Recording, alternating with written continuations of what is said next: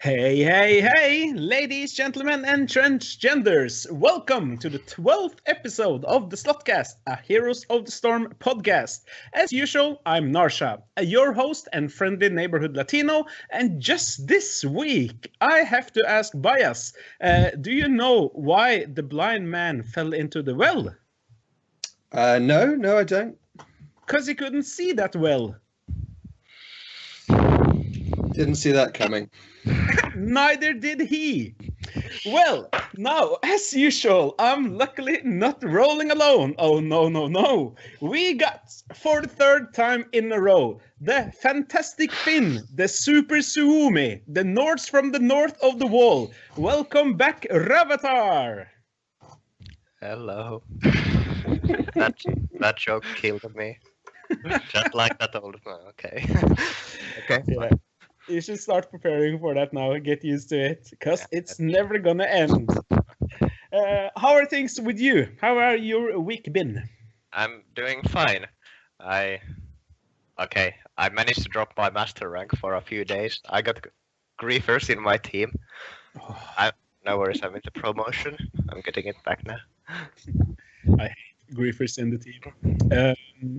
How are things with the Need for Feed? I just noticed, because the whole Need for Feed, your team was kind of a meme in Division 1, but you're off to a decently good start. I've been saying we're actually somewhat decent gameplay-wise. Right now there's only 4 players at our roster.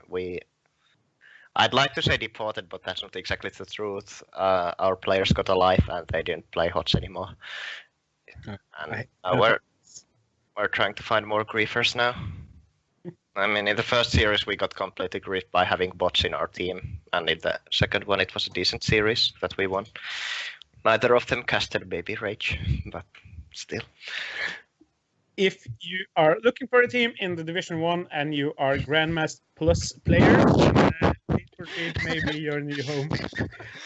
My second co-host today are also of the returning kind, hailing from Germany. He is fairly new to the Slothcast and the Heroes Lounge, but have had an affair with the game we know and love since Alpha. Proven player and personality, UwImFabolous. Welcome back.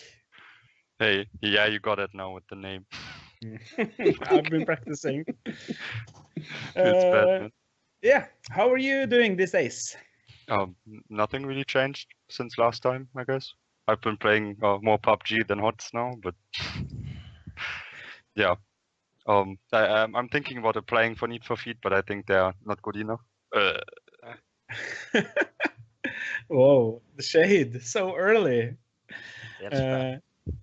How has PUBG been treating you? I mean, considering getting into that game, but I just haven't taken the plunge yet. Oh, the game is great. It's early access. That's essentially the problem. It's not optimized properly. Game tends to crash. It's super laggy sometimes. I don't know. There's a lot to fix for them, but yeah, it's still fun. Yeah, maybe I'll have a look at that if I ever get time between my 3 Heroes of the Storm accounts. But we'll just have to wait and see. And moving on. For this week's special guest, we have a guy that can't be better described than an absolute hero, both in-game and IRL. He is a long-term player and caster in the Heroes Lounge over multiple seasons, well-known and well-liked in the community, and absolutely about time we got him on the show. Welcome to the legend himself, Bayaz! Thank you very much. Welcome to the show. Thanks for helping me out with the joke earlier there. I was coerced. All right, guys, don't blame me for that. Yeah, I'll take the blame. For those who don't know who you are, introduce yourself. Sure. So, yeah, I'm one of the casting team for Heroes Lounge. Of course, we, in fact, did a cast earlier today, which was great fun. Been really enjoying getting back into Season 4 with the season going live, and getting lots of chances to do some more casting of some of the teams. I also play in Heroes Lounge on the Forever Alones. And we have yet to play our first match of the season. We did get a bye in week 1 but we will be playing in a couple of days. So looking forward to that. Yeah, seems good. Maybe you were as lucky as Team Solid. My team was when after we got the bye in the first round, we got placed together with the best team in the division for the second round.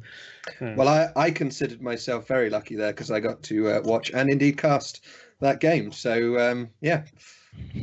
Yeah, that was something. Well, we lasted much longer than I hoped we would, so it wasn't. You guys did pretty good, actually. I heard rumors about a certain boss grief. I have no idea what you're talking about. Stay tuned, folks. I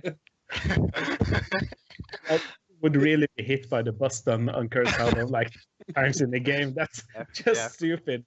Yeah, who could do that? Yeah, who would do something like that? Yeah, at least not a host for a Heroes of the Storm podcast. That would be stupid. Yeah, it's great to have you here. It's great to have you all here. And taking a look at this week's show, we obviously have to talk about the latest balance patch to hit the Nexus. It went live a couple of days ago. And we need to talk about Garrosh, Hellscream, the newest addition to the game. He's going to go on the PTR tomorrow or in a couple of days, but we have gotten access to all his abilities and stuff, so we have to look into that. But we're also trying out a new segment this week where we narrow it down a little, where my guests have suggested some heroes that we go into, and as usual, help you up that win rate with. Which heroes we'll get back to in a little bit, but now we're having a look at how to really grief your team with the Dragon Knight from one of Ravatar's games. So see you in a little bit.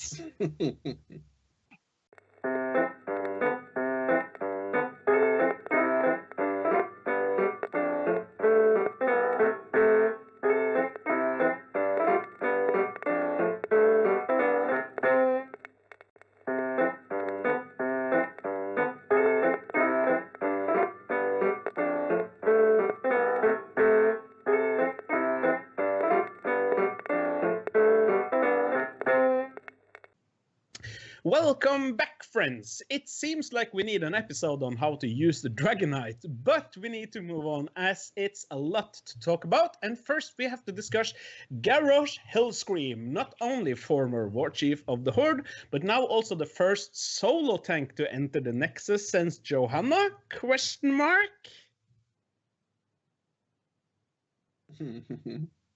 It says so it's in this description. So it must be true. So it must be true. Yeah, I don't know. What do you think about that? Like instantly after you got his abilities, before we look over them, is he a solo tank like Blizzard claims him to be? I think he can after level 4. He can solo tank once he gets the Indomitable talent that can make him unstoppable on 20-second cooldown. Basically works like a Johanna after that. Yeah, that may help. Yeah.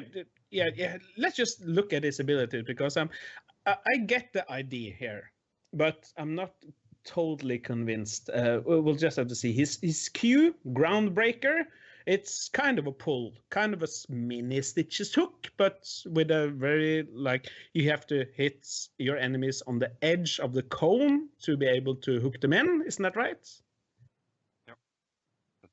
It feels impossible to hook anyone with that. But it feels impossible? Is it too much delay? No, I just think the area is too small, right? It's just really small. And I don't know how long the delay is, but it seems quite easy to dodge. I mean, it's predictable, right? Need to get good. Yeah, because from my understanding watching the video, that he uses it like in a cone, and if you're standing like on the edge of the cone, you're getting hooked in. But I'm also kind of nervous about the delay. It doesn't actually say anywhere like exactly how long you have to dodge it, but if it is half a second, you should be able to. Yeah, Epic Source actually counted the frames, I think, and made the math that it was somewhere around 0.4 to 0.5. Yeah. Between that. Yeah, that could be detrimental for if he's able to, if it's dodgeable or not. We'll just have to wait and see. It doesn't actually like stand out for me, but his W, his Bloodthirst, deals damage to an enemy and heal for 10% of Garrosh's health. Healing is increased by 100% against heroes. Is that enough sustain? It's worth noting that it's 10% of his missing health. So the more damaged you are, the lower you are, the more it will heal you for, I believe, which obviously synergizes with his armor trait as well. Yeah. Yeah, it doesn't say here that it's 10% of the missing health. That makes it much more interesting, kind of.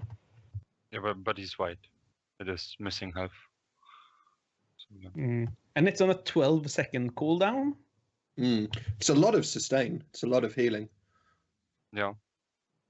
I mean, if Garrosh is 50% HP, like 20% of the 50, that's a lot of HP for 12 seconds cooldown. Yeah. How long is the Stitches heal thing cooldown? 20. Yeah, it should be 20. It's 20. Yeah. Yeah, this is definitely a much shorter cooldown than the Stitches one. Then, that's gonna give him some sustain. But now onto the E ability, which is pretty much the most interesting one. A Wrecking Ball, where he can pretty much grab a hero, a minion, or a mercenary, but most of the times you want to grab a hero and throw them to a target location, aka anywhere you want. Is this Grief Supreme? You know, when I watched the Garrosh spotlight for the first time, I had a small grin and it got wider every second I kept watching. And then I realized he's a tank and it's a grief. You can grief with it and you're playing in the Need for Feed.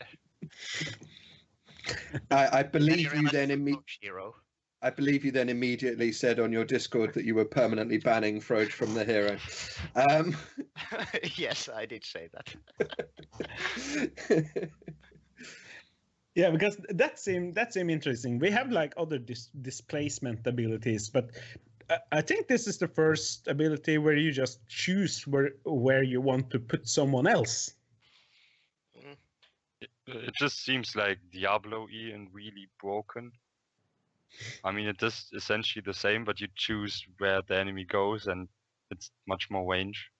It's got a lot of potential, for sure. Yeah, I think the point you mentioned about the Groundbreaker, I think often enough it will happen that you sidestep into Garrosh, because the area is so small that you just can step into him instead of outside, because like let's say you are more on the inner side of him, and then you will just get wrecked by Wrecking Ball because he's then in melee range for you. I actually didn't think about it before, but if I look at it now, that seems really scary. The only thing that I'm like thinking about, or that makes it hard to use, it's not a point and click. Like you don't choose whoever you want to and throw them. It throws the anyone that's the closest to you, if I'm not mistaken. Yep. I think it prioritizes heroes, though. Is that correct? I don't think so. Oh no. Okay. I can't imagine.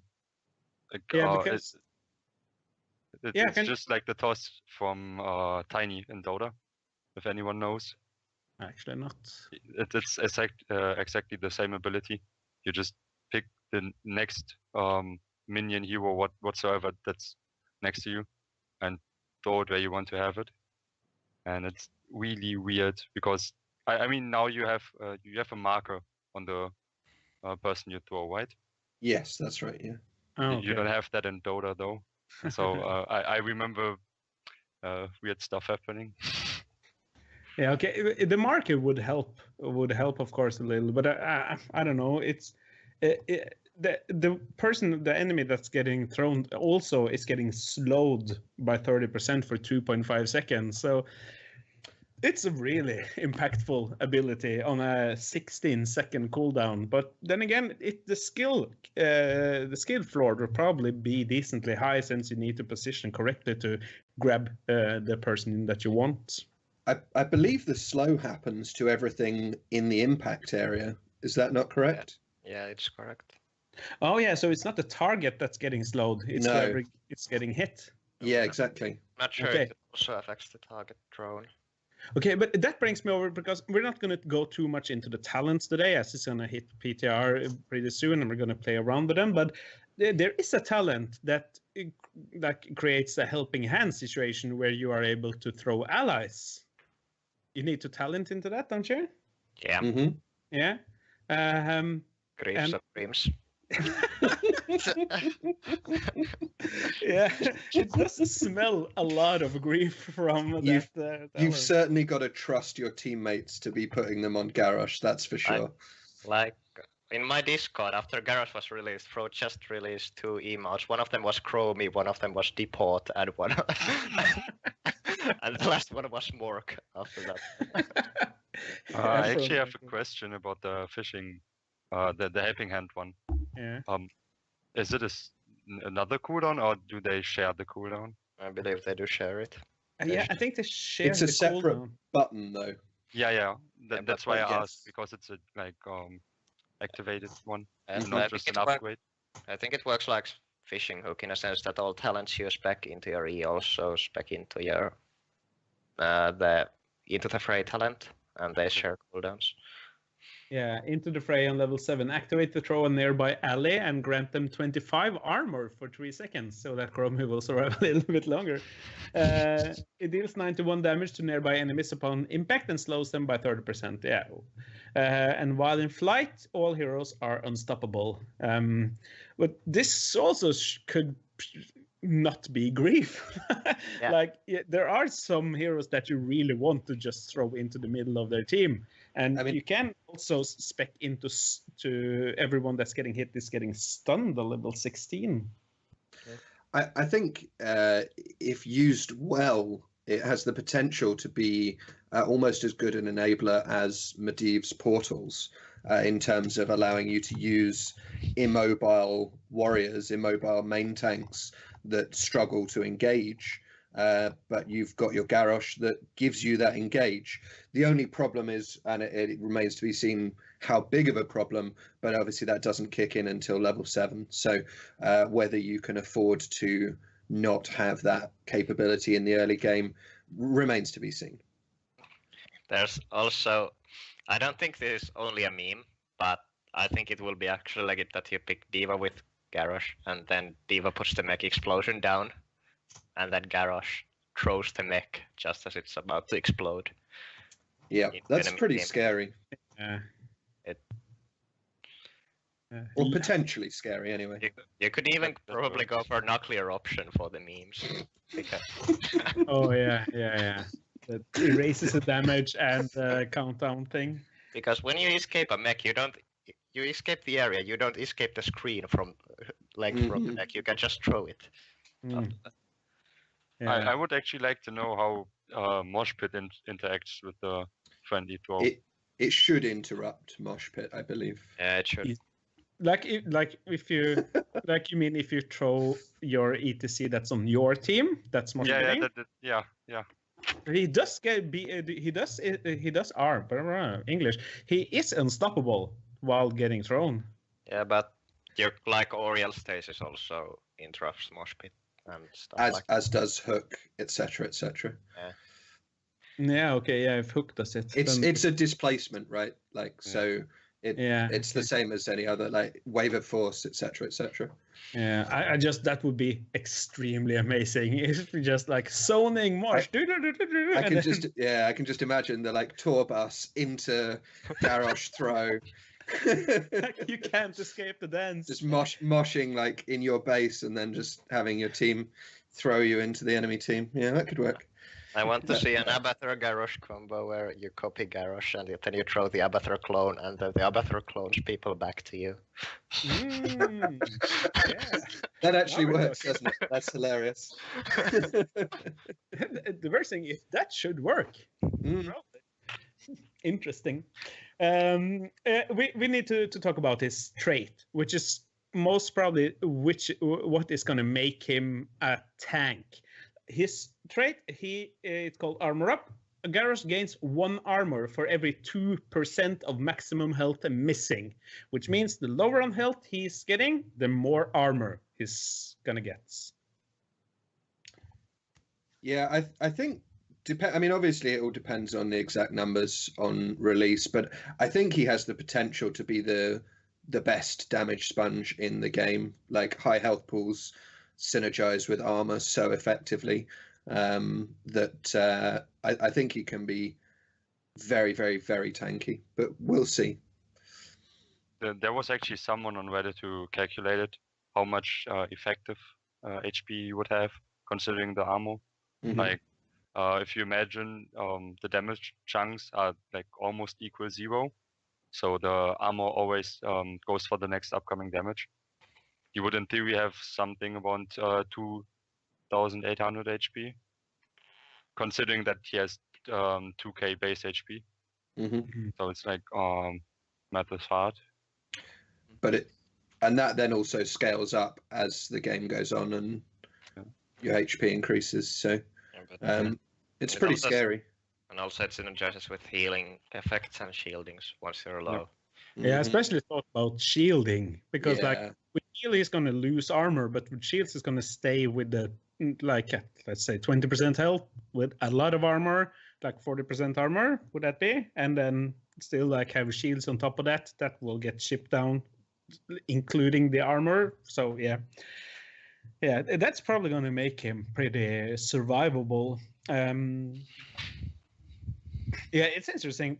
He also has some talents to do things with the trace, but we're going to look into that later. As I mentioned, his heroic abilities. The first one, Warlord Challenge, is best described as a variant taunt AoE style.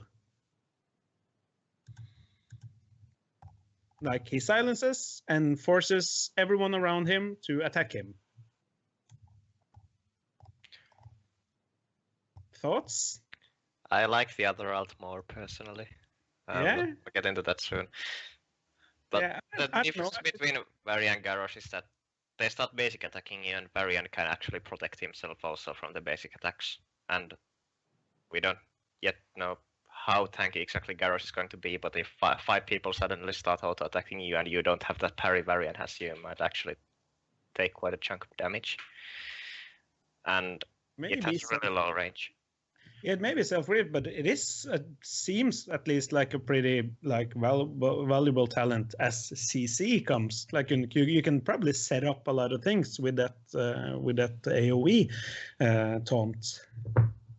I feel like 1.5 seconds are not enough for the range it has. I think the range was looking rather small on the teaser that we saw. So I'm not really convinced by it either. I think Decimate is the better ultimate. Yeah. Oh, sorry. Yeah, Decimate. Also, it has 8 seconds cooldown, but as we mentioned, it deals 50 damage to nearby enemies and slow them by 30% for 1.5 seconds. It deals 100% more damage to hero, and each hero hit reduces the cooldown by 1 second, and it stores up to 3 charges. Does anybody know the charges, they cool down independently, right? Not like Shuriken. Yeah, I think they are independently. Yeah, okay. I like it. It's control, you can get people slowed, and if you slow people, you can actually land your Q really easy after that. If they're slowed. And then throw whoever into your own team, and then spend the 2 other charges just slowing down the enemy team so they can't go and save him, something like that. I think Decimate is just what the kid of Garrosh lacks, like what it needs. Sorry, because he's lacking the gap closer, which he needs to get to people to use his E, for example, and to sustain properly through his W. So I think even he could have 5 stacks in a single team fight just by the cooldown reduction if you hit like 3 people every time you use it. So that's a lot of slow for a long time. And yeah, how big is the AoE? It's pretty large. It's really large. Yeah, that's probably going to get a lot of value. We're just going to have to see when he pops up on the PTR. But looking at his kit, he can definitely be a tank, if not a solo tank. He maybe does lack some of the mobility that I'm looking for in a solo tank, like his ability to ward, to get out safely, stuff like that. But I think he is going to be best drafted against a cheese or push comp, because if you use Q behind the wall, you don't actually give enemy team a warning that you're going to get pulled right now, and then you can throw them over the wall. If it's hard against Diablo, it's going to be double as hard against Garrosh. Well, yeah, we're just gonna have to wait and see. It's gonna be interesting to see him pop out in the coming days, and we're gonna talk more about him in the weeks come. But going live already is the latest balance patch that hit the game a couple of days ago. We're gonna go through some of these changes, and many people have been asking for Genji nerfs for a long time. And Ravatar, we finally have them. I don't think they were totally necessary. I think that actually the Dragon Blade part and the dodge nerf, they were good ones. I don't like the health nerf though. Yeah, his health got reduced a little bit by 50 health. Dragon Blade cooldown increased by 20 seconds, and the mana cost increased by some. And as you mentioned, the dodge has been nerfed a little bit. But you think this was too much? Yeah, I don't think. I mean, Genji is good, but I think above all, he's really frustrating to play against, and a lot of that reason was because of dodge and the Dragon Blade spam, and just constantly spamming shurikens because you don't care about your mana, but now you actually do a bit more. But now he's going to fall a bit in term of tiers, and he's no longer as frustrating as he used to be.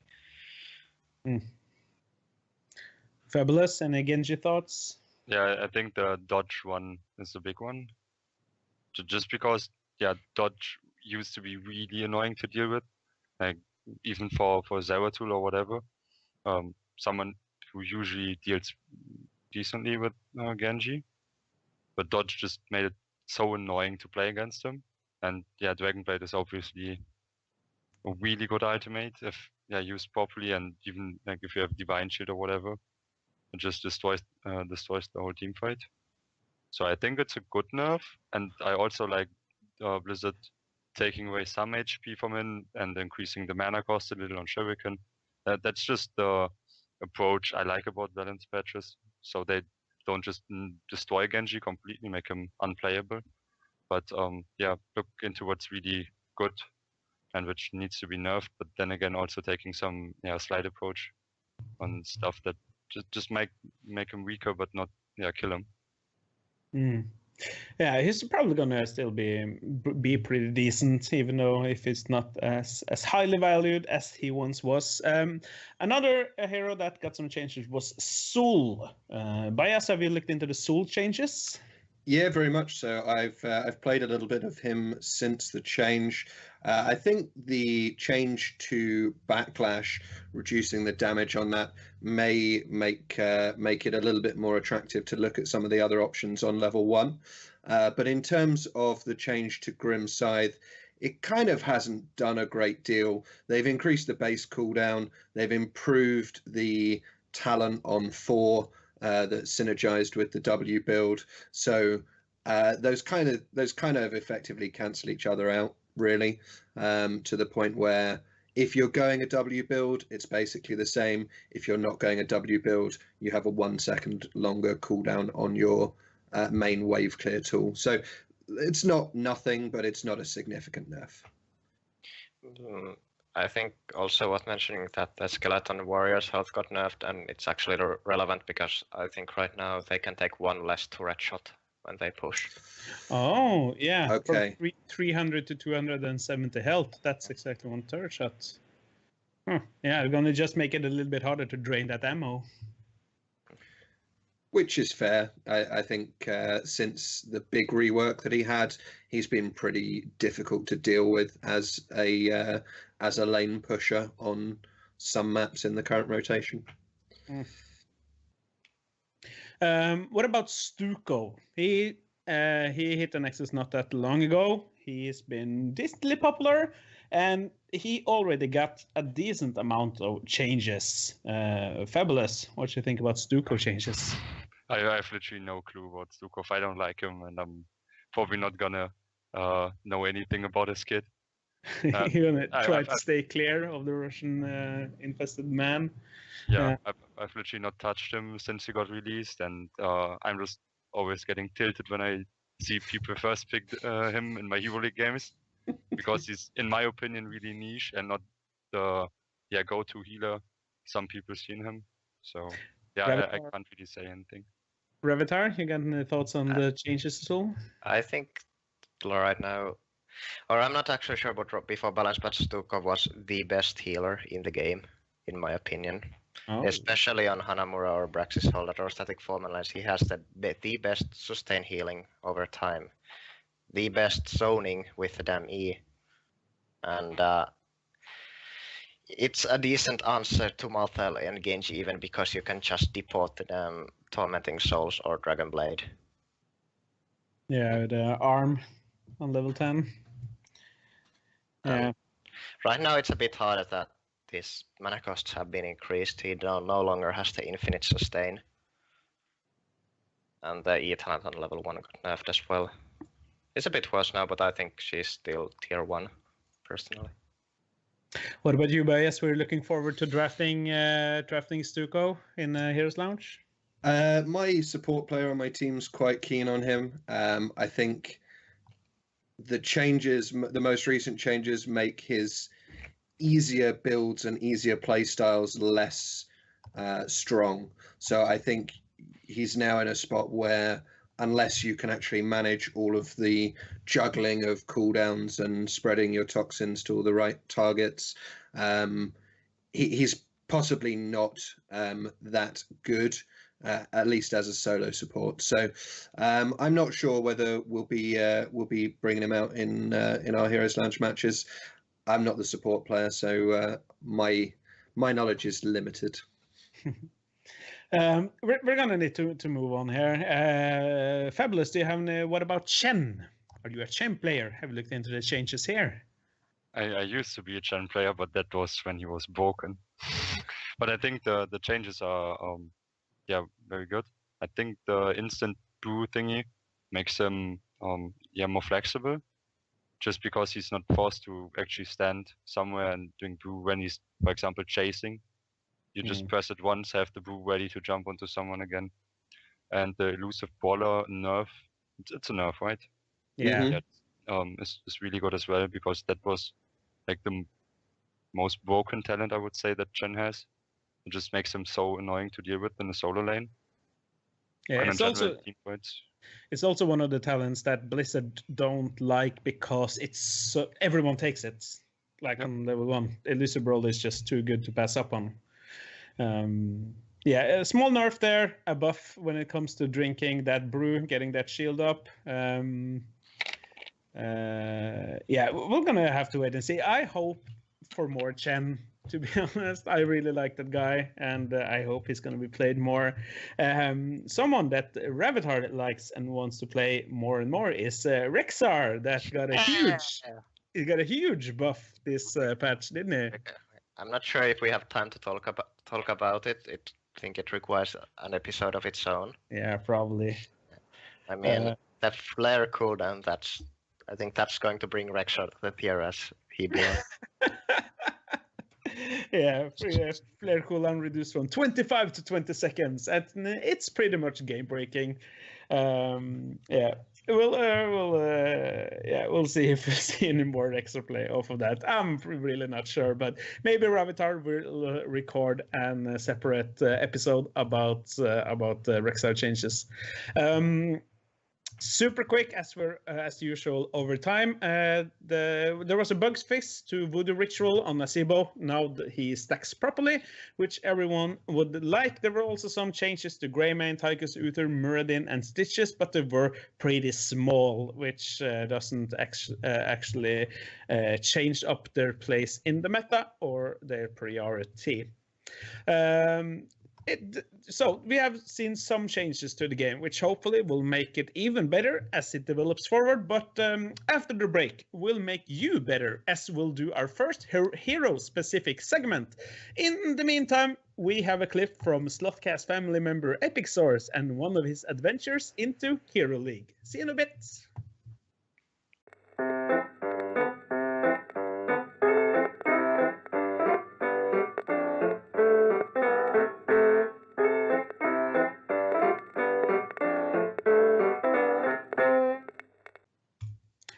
Welcome back! As we now know from that clip, mind control is OP for Sylvanas, but what about other heroes?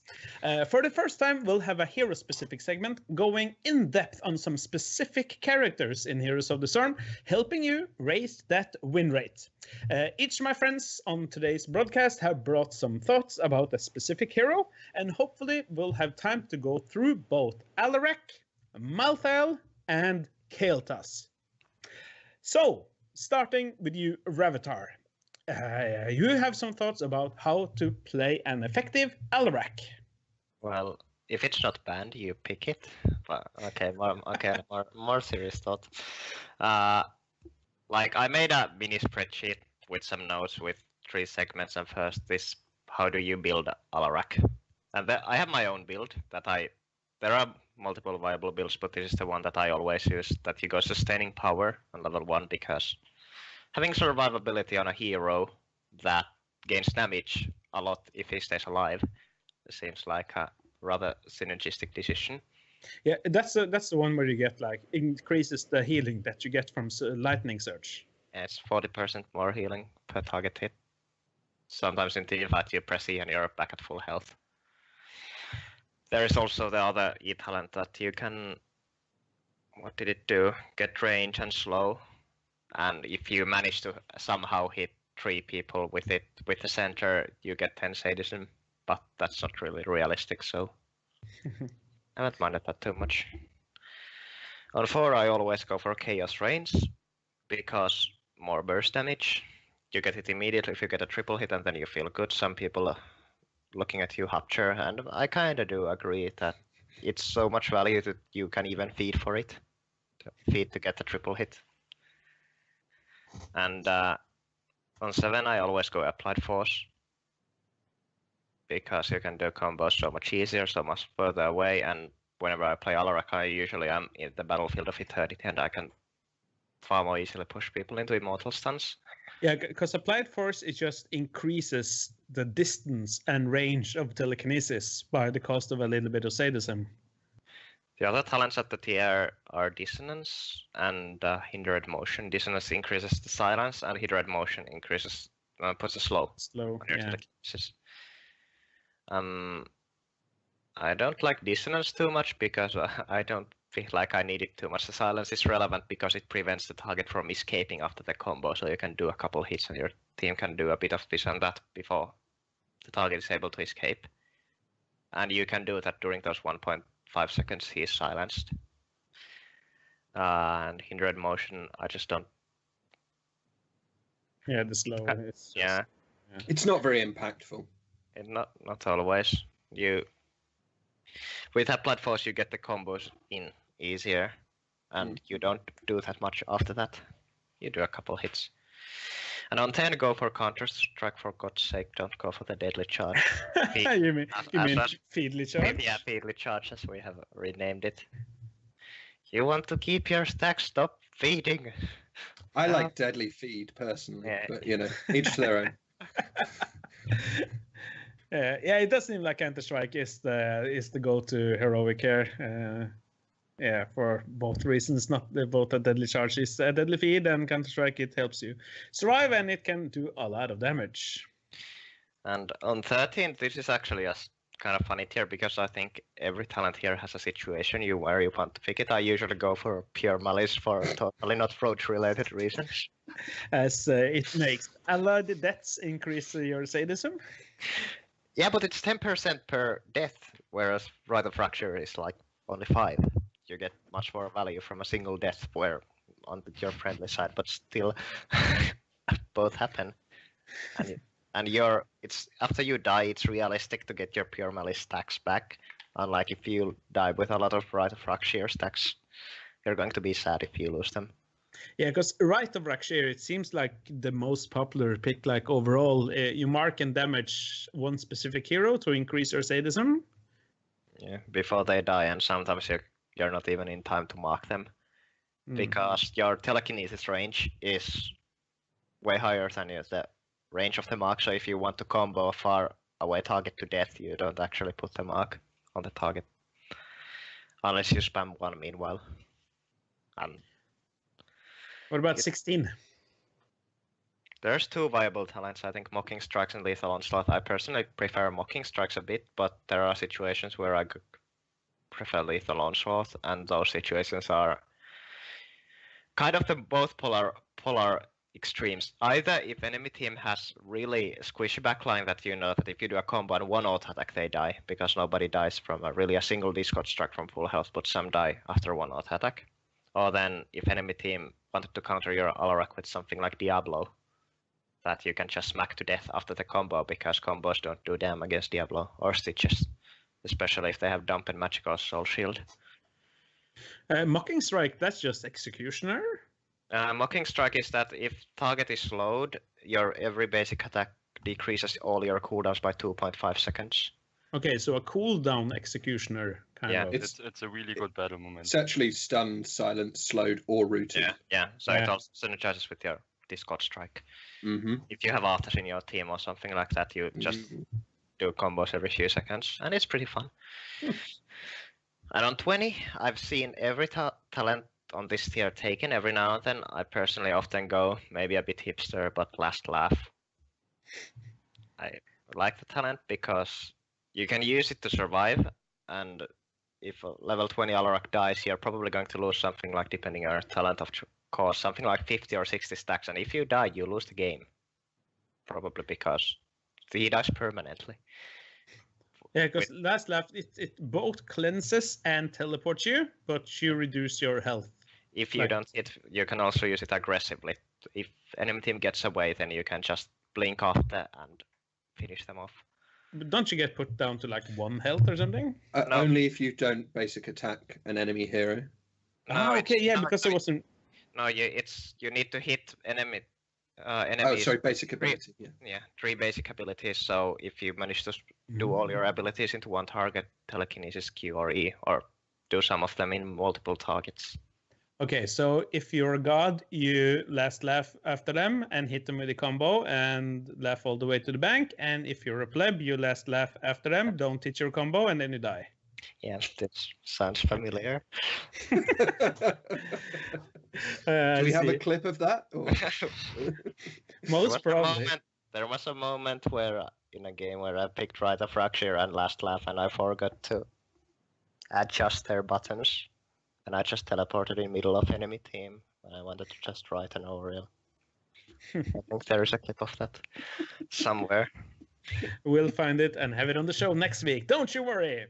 Okay, so now that like we've gone through the talents, like this is I'm the perfect guinea pig for this because I don't play melees. How do I carry on Alarak? Like, what's the idea here? As long as you don't die, you always have a text box in your kit that kill target enemy hero/heroes. As long as you have some sadism, and I usually draft him on Battlefield of Eternity naturally because there are immortals and stuns are fun, and you can get easy kills. But also on maps that there's just form and death balling, or just static form, and even I like Alarak on Hanamura because it turns out it's pretty much cancer to push against Alarak when you're always on range of just getting combo to the head and you instantly die. Yeah, because the combos is the thing here. Like, that's the bread and butter of Alarak. Yeah, basically. You don't really use too much. your W and Q independently unless the target is already CC'd by something, and you can guarantee a Q hit and save W for telekinesis. One point to be made for telekinesis is that if you want to play Alarak, you should learn pressing Alt Q. No, it's just Alt and then W, because that immediately casts full range telekinesis on yourself and pushes you to the direction of your mouse. Another noteworthy mention is that if you're rooted this bugs, and I've learned this the hard way, then it pushes you the ways you're facing. So don't try to do it when you're rooted. Okay. Yeah, that's a good tip. Okay, so how would you, like, when you go through the game, how would you start making impact? What are you looking for? Are you looking to flank? Are you looking for just waiting for something to follow up on? Are you? As long as we're not in AGC, and people actually do this in AGC as well, that they don't respect the Alarak range, you can just stay in a static form, and at some point Alarak is going to catch that cast in a combo, and she should die. And if Alarak can get kills early on, trades are always basically worth it because you get sadism. And you should just focus more on picks in the early game than as if it was any other hero. Okay, so the idea seems simple enough. You hang around, play safe, and look for a combo. Yeah. Yes, basically. One personal trick I learned to do as Alarak that I think people should learn, that there's a problem if you try to combo a target that is close to you. It sometimes fails because you push the target through yourself. That if you try to do it on target close, I call it side sweep combo. That after you combo, you should immediately just right click on the target where you just comboed, so you immediately turn around and body block the target with that, and then do Q to the other side. It takes a couple hours in the try mode to learn that properly. Yeah, but it's basically the most effective combo. Yeah, because now we're talking like advanced techniques. Yeah. Advanced Alarak gameplay. Okay. Okay. Hopefully, someone can pick something up from that. We could probably talk about Alarak much more, but one more mention quickly about drafting Alarak. My favorite place to draft Alarak ever is against the Diva, personally, because after doing some math, if you had something like 30 sadism, your combo actually one-shots the Diva pilot. And one thing that triggered me more than ever is that I faced my old team captain. I ranted about this in Team League from the Go, and I picked Alarak and they answered to it with Diva. And at the end of the game, Diva had something like 6 deaths and I had 200 sadism. You're just waiting for her to self-explode or whatever. And then... every time she presses E, she was dead within 0.5 seconds. Okay, so there you have it, guys. Both some talents to look at. You get some idea on how to play him. You get a couple of advanced techniques you can go into try mode and test out, and you know how to counter that Diva. We can probably link your Alarak document in the description for the show, and people can have a closer look themselves. This was in no means like a super advanced in-depth guide. We could talk about this for triple the amounts of time, but hopefully people caught up a couple of new points about the hero, and we can move on to Malthael, which Fabulous, rumors say you have a decent win rate there on that Malthael. Yeah, I think 80% in EuroLeague as of now. 80%? Yeah, on 30 games. I mean, he's not been out so long, and I think he's pretty niche. But I like him. I think people underestimate him after the nerf, and I still think he's in the situations where you can pick him really, really broken. He's just the normal melee flex that you put on the solo lane. He has a rather weak early game, but depending on your lane matchup, that just doesn't matter because every bruiser you face, like if it's Sonya, Dehaka, or whatever you send on the solo lane, just straight up loses because of Malthael's threat and his insane sustain in the lane. He only is really weak to ranged characters in the solo lane, and Illidan is also hard to deal with because that's mostly a skill matchup. Yeah, you just have the problem of not getting in range and just getting poked down, while you have the problem of not being able to clear the wave in time because you lack wave clear. And like I always said, this early game is not that good because he needs the ultimate, what is it called, Tormented Souls, for the team fights. So please, if you ever have a Maltael in your team, don't pick another solo laner and force him to go into the rotation because he's really ass in rotations. And yeah, I think he's also not that good on big maps, like let's say Sky Temple or Cursed Hollow, because you want to have those 5v5 situations happening, because your ultimate just benefits so much from more heroes that you hit, because it means more damage, more sustain. Okay, so you want to solo lane with Malthael. Yeah, you have to solo lane. Yeah, that's your thing. You don't want to be in the rotation. You don't want to be in the sieging for 4-man or whatever it is. And as the game goes on, you want to look for team fights where hopefully as many as possible are involved, as you get more value of that ultimate. Okay, we're gonna go into it really quick, but since you touched upon it, no last rites, I guess. I don't think I've ever played this since I started playing Maltael.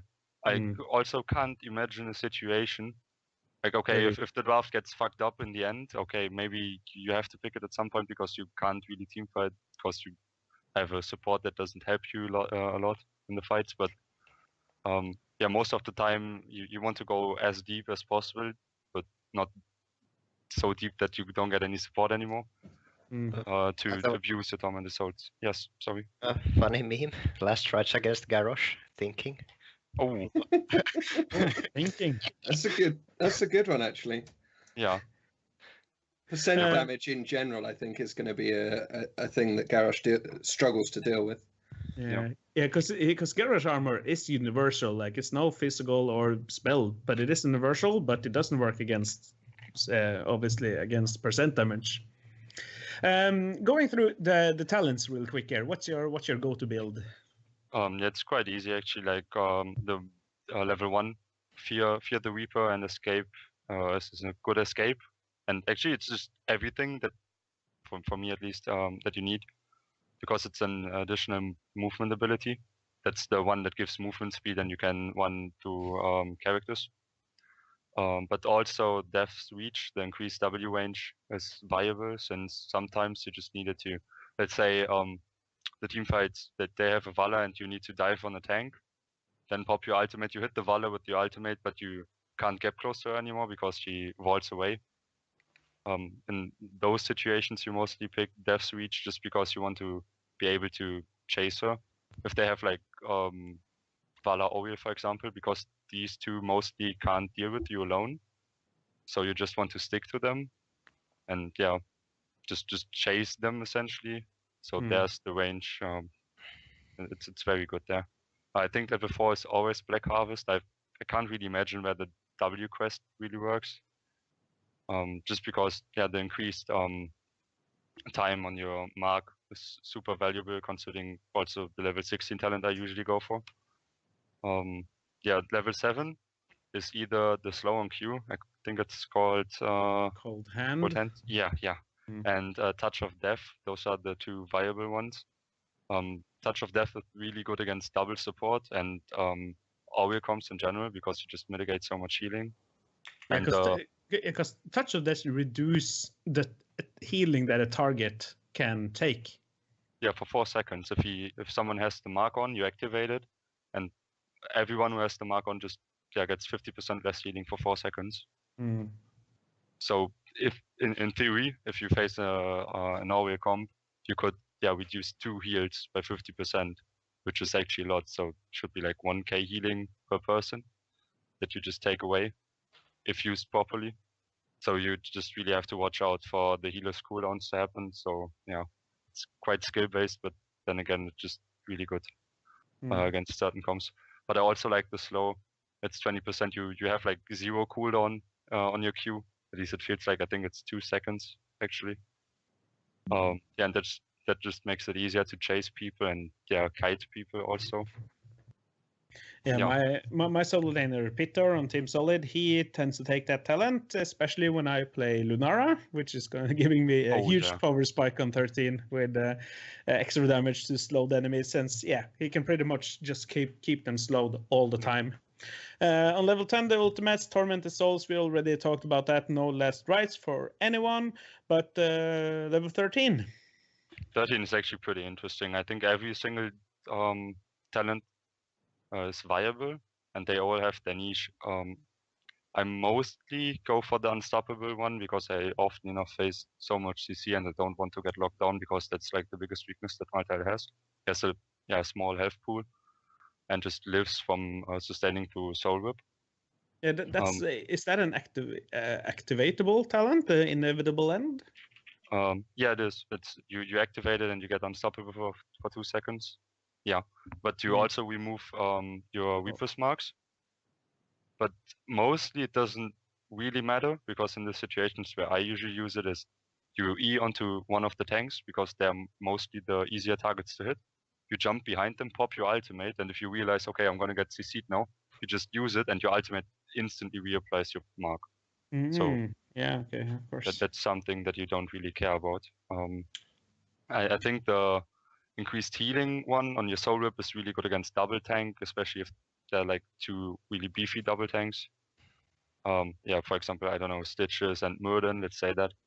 You just heal a lot more, and those are targets that you always have marked because they're not going to run away from you, they will try to kill you. So I think the physical armor one was the go-to talent back then when he got released, but I don't really pick it anymore because auto attacks are always sustained damage and burst damage is the weakness of Maltile, so it has like some point where you use it, but I don't think it's like a go-to one. And on 16, you mentioned earlier you took the increased mark duration on level 4, and that worked together with, I guess, Memento Mori on level 16? Yeah, I think that's always the one you pick.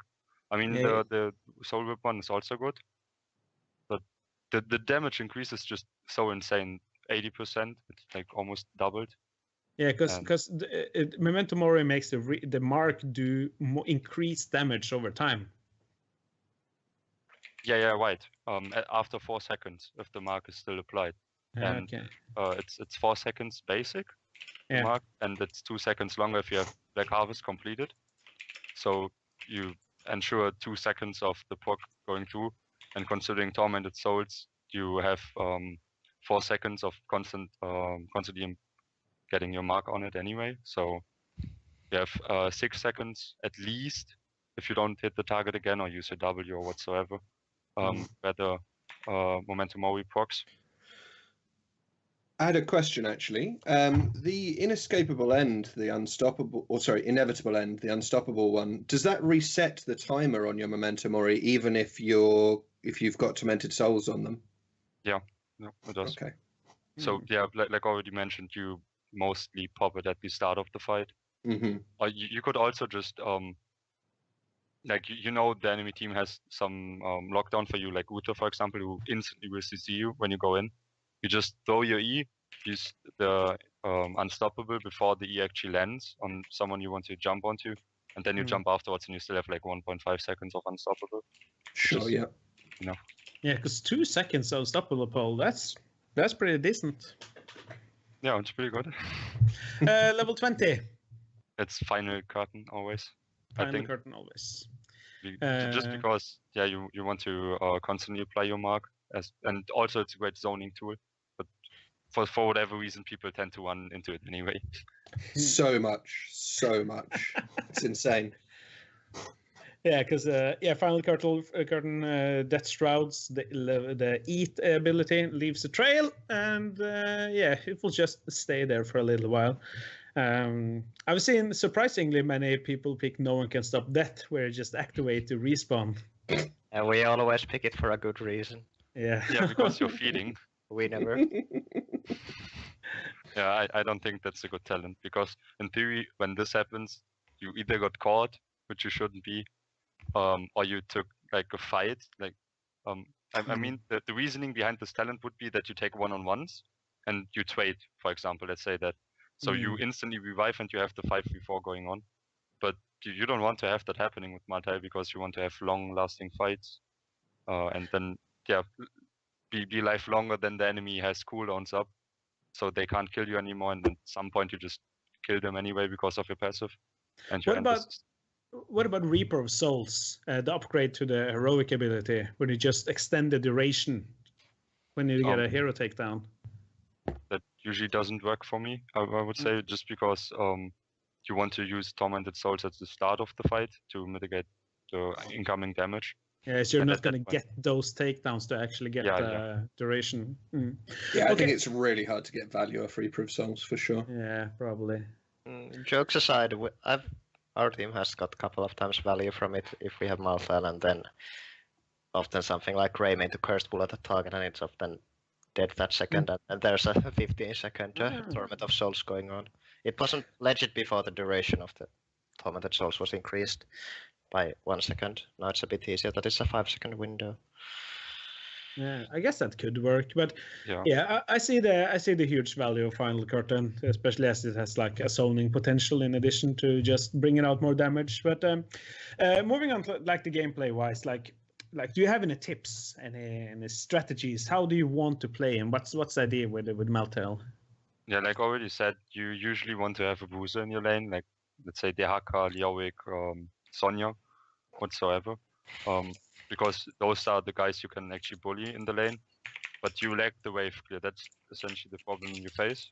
So you want to zone your enemy in the lane, make the lane slow push. So you just hit a minion once. That means your lane will eventually push, but not fast. So your creeps actually start stacking onto the lane. So you will have like 2 or 3 creep waves at the same time going into towers. So the ammo will be gone completely. And in the meantime, when the lane slow pushes, you just zone your enemy from the XP and don't let them reach your wave. And if they, for whatever reason, decide to fight you anyway, you always want to fight on a wave, because you just E through the minions and hit the enemy once and spam your Q, because then you like get 400 HP essentially if you hit 2 creep waves at the same time. Every time you press Q. So on a 2-second cooldown, no one can out damage that. And then afterwards, like I usually get the wall on my solo lane if I face any of those, and then you always want to fight when your ultimate is up. You always search for 5v5. Mostly when the map objective is up. For example, on Infernal Shrines, he actually accelerates on Infernal Shrines just because of the minions on the shrine, because you also soul whip from them, so you get more healing. But yeah, you never want to fight when your ultimate is on cooldown, if it's like an even fight. But yeah, if Tormented Souls is up, you always search for the fight, and you just try to stay alive. You don't really try to kill people, as dumb as it sounds, but when there's this point where the enemy can't really fight you anymore because they don't have any ultimates left and everything is kind of on cooldown, that's essentially where Malthael accelerates, because the enemy can't do anything against you, just keep chasing with your high mobility, and you have a shit ton of damage going on due to your marks. Yeah, that's essentially how a Malthael works. It's quite easy. But then again, your weaknesses are just you don't have any wave clear, you don't have burst damage, so you need to go for long fights. And yeah, you can't really play the macro game when you have Malthael. You need to go for the fights, you need to abuse the map objective and win those fights. He's also not really good when you're behind, because he dies to burst. Really quick before moving on, how do you draft him? It depends. Like in Hero League, I often pick him in an early rotation on maps where I think he's good, but not outside of these. For example, Infernal Shrines or Garden of Terror, because those are somewhat slow maps, because you can give up the early game if necessary and then accelerate as soon as you hit 10. But I think he's just really good if you have those drafts going on where the enemy big like double tank already and they don't really have burst damage because they went for an Orwell comp, for example. So they can't deal with you. You just don't want to run into a solo laner that beats you like Illidan or Zagora, Greymane, whatever. So the early game doesn't go too bad for you. But yeah, outside of that, if the enemy doesn't have a lot of burst, the team fights will go well, and that's where you draft them. Lastly, we need to throw the ball to Bayaz here. That's chosen a hero we all know and love, the Fire Mage of the Heroes of the Storm, Kael'thas. What is Kael'thas's role in the game, Mr. Bayaz? Yeah, indeed. So obviously Kael'thas is a ranged burst damage mage, not really providing the sustain damage, but very much more so on the AoE damage, which can be so impactful in later game or mid to later game team fights. He's also got good wave clear, which is something that most of the mages don't have these days. So that's also very nice to bring. He's also one of the most effective ranged crowd control abilities in the game, with his gravity lapse on his E being potentially an AoE stun if you use your trait to empower it. Yeah, definitely. It's kind of weird to think about that a mage damage dealer like that should have like such an impactful stun in his kits. Especially multi-stun like that. Okay, so that's kind of like the idea with Kael'thas. Let's just jump right into the build here. Sure. During the break, we had some discussion here about the level 1 talent, as there seems to be some disagreement about the Mana Addict or Convection. Yeah, I mean, I'm a big believer in both of those talents. I think they're both very good, but I think the context is everything. If I'm going into a Hero League game, I would basically never pick Convection. If I'm going into a team league or coordinated game, and I think the team comps are going to allow my team to be able to protect me from whatever dive the enemy team is offering, I think Convection can be huge amounts of value. But in the flip case where the enemy team has very good dive, or I feel like I don't trust the peel on my team, as would always be the case in Hero League, of course, Mana Addict I think is a much better talent for sure. Providing that shield into the mid-late game can be really impactful as well. On level 4, I tend to just always go towards Netherwind. You get like increased range and mana and restores mana on the stun because it's just so impactful. Yeah, absolutely. I mean, I think if you go Convection, you should always go Netherwind without a shadow of a doubt. Otherwise, mana-wise, you're going to really struggle. If you have gone Mana Addict at level 1, there is an argument for Energy Royal.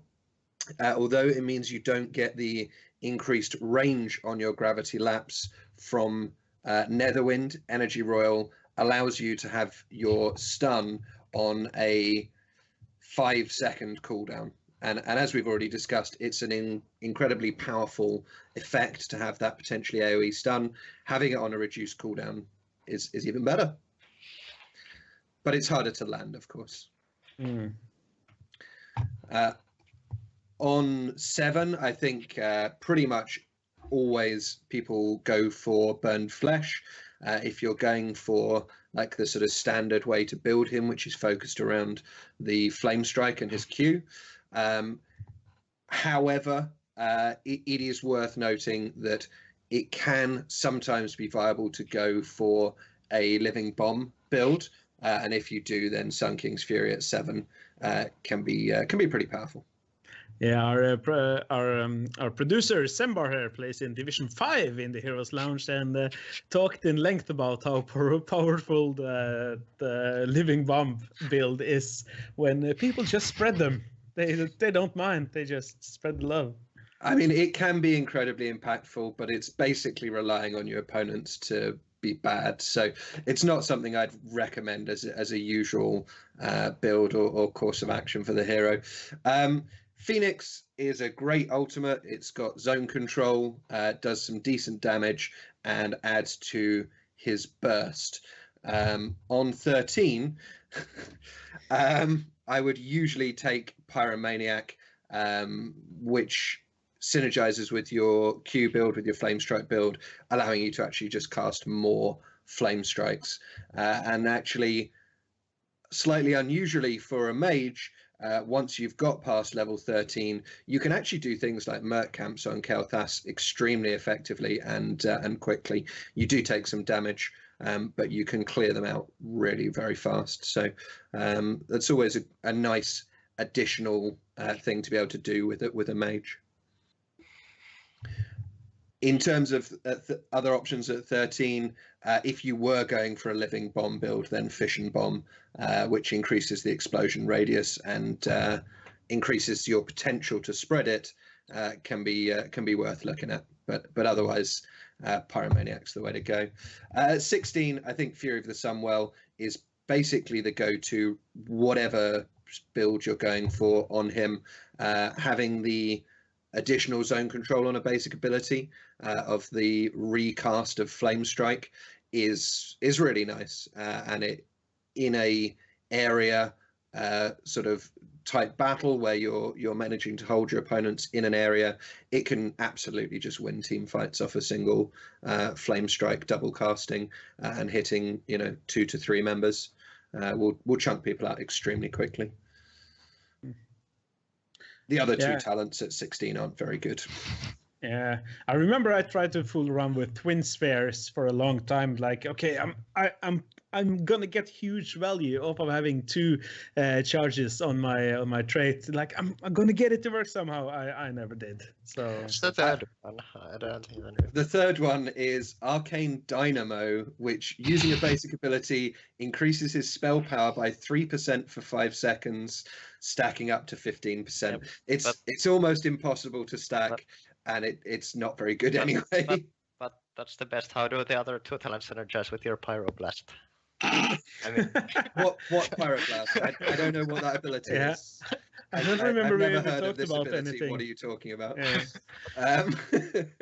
We do have a 2.6% pick rate for Arcane Dynamo in Hero League. It's not good, guys. Don't pick it. It's really not good. At 20, Flamethrower is absolutely insane, giving you 40% more range on your Flame Strike. Makes you a really good long range siege mage. And you also get cooldown reduction if you're hitting 2 or more targets with it. So absolutely fantastic with that build. I will just mention, if you were going for a living bomb build, Master of Flames, which allows it to just spread indefinitely, can give rise to some funny memes. But again, that's counting on your opponents being bad, so I wouldn't recommend it. why do people always pick it against us? I don't know. Griffers in my team. Maybe they've observed your love of spreading the fire. Yeah, Kel'Thas is also one of those heroes when you never take the upgraded ultimates. Yeah, I mean, Rebirth was knocking around. People took it for a little while, but really, it's not worth considering. You can relocate your Phoenix, but the Phoenix is on a cooldown such that it doesn't really do enough to make it worth the talent. And I mean, Flamethrower is, as I mentioned, really very, very powerful. And if you are getting it to spread, then Master of Flames is also very, very powerful. So I don't see any reason to take Rebirth. Okay, guys. So Kel'Thas, how do we get value off of him? Like, how do we want to play? Yeah, I mean, ultimately, you want to be poking. He's a mage. He's an ability-focused hero. You want to be poking on cooldown. You want to be finding ways to land your Flame Strike. With your Gravity Lapse, as we've discussed, it's an incredibly powerful ability, particularly for a mage to possess. So you want to be fairly thoughtful about how you use it. I think really the three main situations you should use it are either when you're managing to engage and you think you're reliably going to get 2 to 3 heroes in the stun, which will allow you to just win team fights quite often, or as a follow-up. So it's a very, very strong follow-up ability to something like a Stitch's Hook, or indeed any other tank engage where you're locking down a hero for a couple of seconds, giving you that opportunity to know you're going to land your gravity lapse and secure a kill for your team. Or thirdly, as a defensive tool, if you're getting dived on by, be it a Greymane or a Zeratul or whatever it might be, and you need to get them off your back, gravity lapse will give you the space to move away from them. Ravatar, any thoughts? I approve it. I have more respect for Keltas than most players. It sometimes depends on opponents being bad, but then again, most players are bad, so I don't see a problem with this. Fabulous, you got any Keltas tips? I think another big thingy that we didn't mention is Keltas wave clear in general, because he's really good in rotation. He just throws one flame strike on a creep wave and it's gone. So okay. Keltas question for all those out there that I know wonders about this: do you trait double living bomb the wave? So usually what you should do is trait and a single living bomb on the wave, and then a unempowered flame strike. Even at early levels, that will clear the wave. It leaves your living bomb available and off cooldown, because if you trait it, it doesn't put it on cooldown.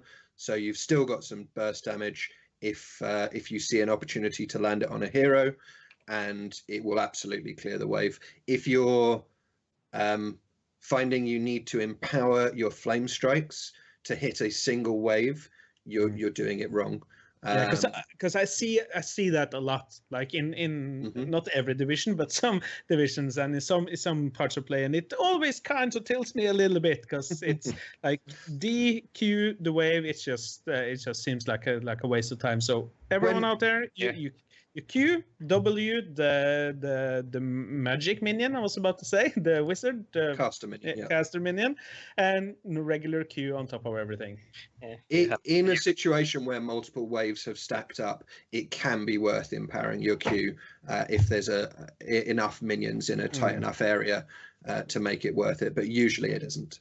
I think sometimes there are also people sitting on the wave, and if you throw a big Q, like an empowered one, onto the creep wave, you most likely hit the person standing in the creep wave. So sometimes it's reasonable to use empowered Qs on creep waves. But also another thing I would like to mention is you need to be careful about the living bombs. I think at the later stages of the game, if you throw a living bomb on the wizard one, after you use flame strike, it will just die without the explosion, because it dies from the first tick of living bomb, and that means the explosion won't happen. If I remember correctly, or I think there's an initial damage from living bomb. Yeah, right. That there's some initial damage, just so the explosion doesn't happen. That happens to me a lot because I'm a retard, but feels bad, man.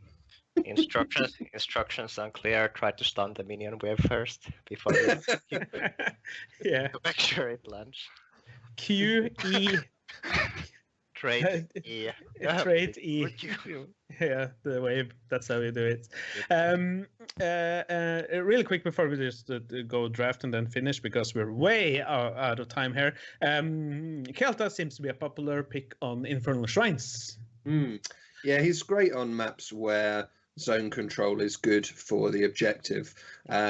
He's good on Infernal Shrines, particularly because his flame strikes will give you the ability to snipe minions. You can be outside of the shrine, throwing your flame strikes into the shrine and finishing off minions, even that your opponents thought they were claiming as their own. If you can hit a minion that's even on 3/4 health into the mid game, you're just going to kill it straight away. So can be very useful for objective control on that map. But also, as we were discussing, his wave clear is very good. He's good in a rotation. And he's very good in pick or blow up comps because of his stun. For the drafting part, instead of asking when do you draft him, when do you not draft him? Because he's pretty versatile. He is pretty versatile. You don't draft him as a sustained damage. So in a lot of the hyper carry comps that we see these days with double support, where you're only running one focused damage dealer, Kael'thas isn't really the right pick for that. But I guess also if your opponent is running too dive heavy of a comp, he can be a little bit difficult because he doesn't have any mobility. He doesn't have the escape. And if the opponent's diving onto you with 2 or 3 heroes, sometimes the stun just isn't going to be enough to get you out. And of course, if you have a reliable CC like Soul, Bone Prison, or Hook, which is reliable depending on who places stitches, but he's great follow-up. Absolutely. That's something everyone should keep in mind when they draft KT. Any other thoughts for that, for sure? Yeah. Any other thoughts when it comes to drafting KT, guys? I think he's just really, and then draft works. Fab, really quick. I think you draft Kael'thas where you draft Malthael in a way, in a sense that you punish a lot of melee, and you have area of effect damage, zone control, stuff like that. I like him on Tomb as well, because the rotation is so important. You need to have control of the waves, and there are so many choke points where he's really good. But then again, I don't really think that there's like any draft there where I would say no, Kael'thas doesn't fit. It must be like a really hard dive comp. I don't know, Sonya, Liebe, Nubuak, and Diablo or whatever. Where I would say, okay, no, KT is not going to be able to deal with that. But he's just really versatile, and if you can fit the mage and you lack wave clear, I think KT is always a good addition. Seems good, as we say. And now, with 1 hour and 20 minutes on the clock, we're gonna have to look to round this out. Because looking at the time, we, as usual, push way over what we planned. So it's time to round it up. I hope someone got some use out of this, and if you do, or don't, feel free to tell us. Send us a PM on Twitter @Slothcast or on Discord. Leave a comment in the Reddit thread, or just shout really, really loud from your window, and we'll try to listen for it. We love to hear all kinds of feedback, so let us have it. But for now, the guys will say their goodbyes. And shout out starting with you, Ravatar. Well, shout outs to all listeners, shout outs to my team who are listening this, and shout out to everyone who thinks Alarak is a bad hero. It's not. Okay, I tried. As a Bayaz, you're up. Yeah, shout outs to my team as well. Of course, as I mentioned, I think we're playing our first match on Tuesday evening against infamous Memesters 30 Seconds to Mosh. So we're looking forward to that. That's going to be a good giggle. Is that going to be casted? I am not sure yet. I will hopefully find out a little bit close to the time, but I don't know at this stage. But it should be a good one to watch if any of the casters do want to come and check it out. Shout out to the casting team on Heroes Lounge as well. Obviously, putting a lot of work into getting coverage running for the start of season 4. Doing a great job so far.